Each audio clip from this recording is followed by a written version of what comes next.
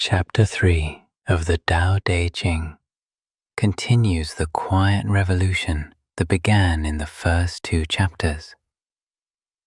While Chapter 1 showed us the limits of language and naming, and Chapter 2 revealed how opposites create each other, Chapter 3 turns its attention to society, leadership, and the subtle ways we create problems through our desire to improve things.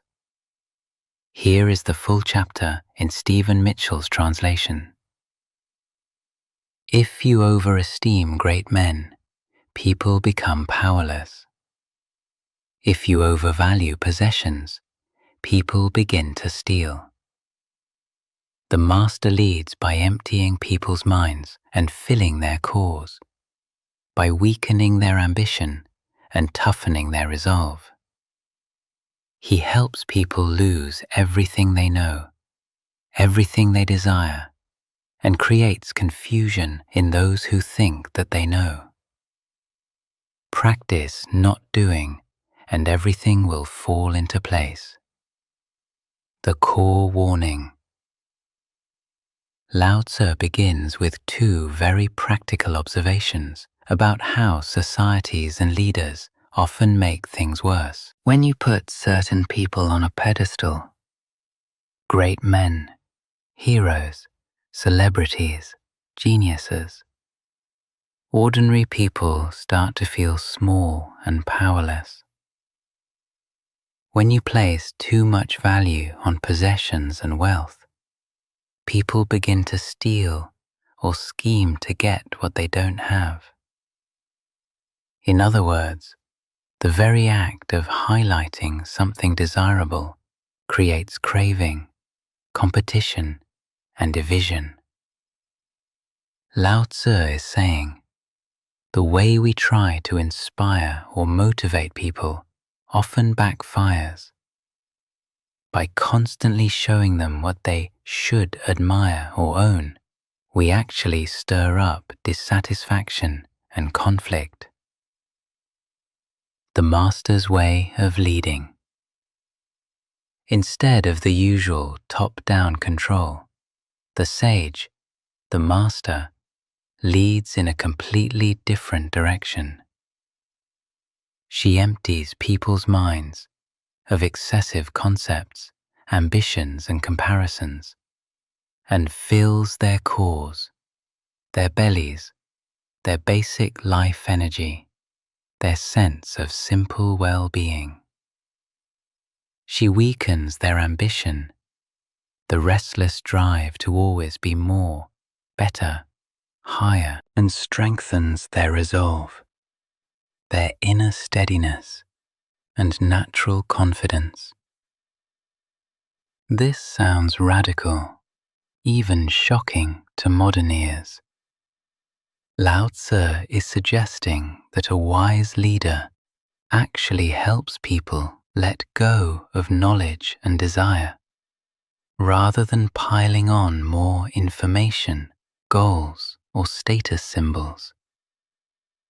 He even says the master helps people lose everything they know, everything they desire, and creates confusion in those who think that they know. This isn't cruelty, it's compassion. It's an invitation to return to a simpler, more natural state, free from the mental noise and endless striving that Chapter 1 and 2 already warned us about. Practice not doing. The chapter ends with one of the most famous lines in the whole Tao Te Ching. Practice not doing, and everything will fall into place. This is Wu Wei again.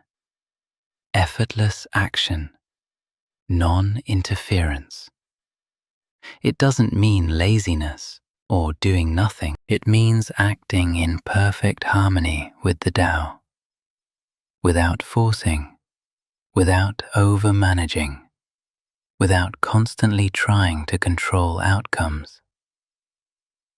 When a leader, or any of us, stops interfering with the natural flow, when we stop overvaluing, over-pushing, over-comparing, life itself begins to organize in a healthier way. How it connects to chapters 1 and 2. Chapter 1. Naming and desiring collapse the infinite mystery into limited forms. Chapter 2. Judging things as beautiful or good automatically creates their opposites. Chapter 3. When leaders and societies constantly exalt certain things, great men, possessions, knowledge, they create powerlessness, stealing, ambition, and confusion.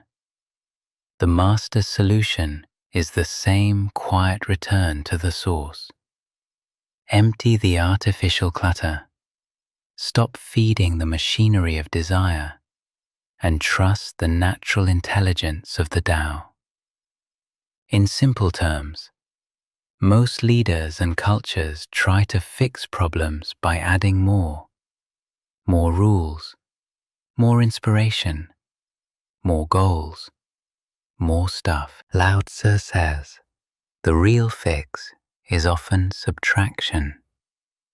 Remove the artificial pressures, the constant comparisons, the glorification of success, and people naturally return to a state of balance and contentment.